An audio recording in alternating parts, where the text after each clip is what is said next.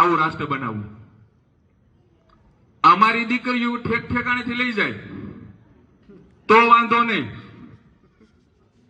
હે, અમારી દીકરીઓ ઠેક ઠેકાણેથી લઈ જાય તો વાંધો નહીં।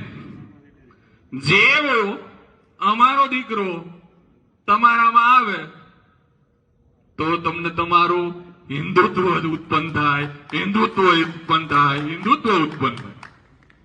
હે ભાઈ, અમારી દીકરીઓને તમે લઈ ગયા ને, ત્યાં એને કેટલી સારી રીતે સાચવો છો ને બધી અમને ખબર છે। જો આ મિશનરી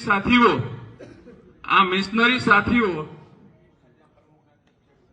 સોસાયટીના પ્રમુખ છે એ મંચ ઉપર આવી જાય। જો મિશનરી અમારા જે સાથીઓ છે ને મિશન વાળા, એ સૌરાષ્ટ્રમાં કેટલી કેટલી જગ્યાએ આ દેશના મૂળ માલિકોની દીકરી યાની કે SC ST ની દીકરીઓને તમારા દીકરાઓએ જે મેરેજ કર્યા છે ને એને યારે કેવા વ્યવહારો કરે છે ને એમ સારી રીતે જાણીશું।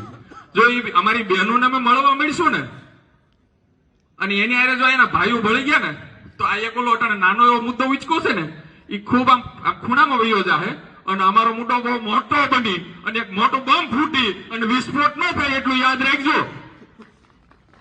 કારણ કે ગામડે ગામડે અમારી દીકરીઓને તમે કેવી રીતે સાચવો છો, પછી એના સર્ટિફિકેટ ઉપર ગામમાં અનામત આવે તો ચૂંટણી લડીને તમે કેવા ઈ સીટ ઉપર બેહો એમ બધું સારી રીતે જાણીશ।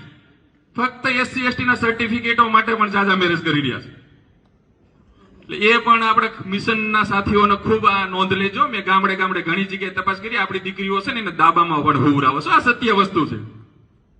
SC ST સમાજની દીકરીઓને જે આવડા લઈને વ્યા જાય છે ને મેરેજ કરી, એમાં ધ્યાન રાખજો, આ સત્ય વસ્તુ છે, તપાસ કરી।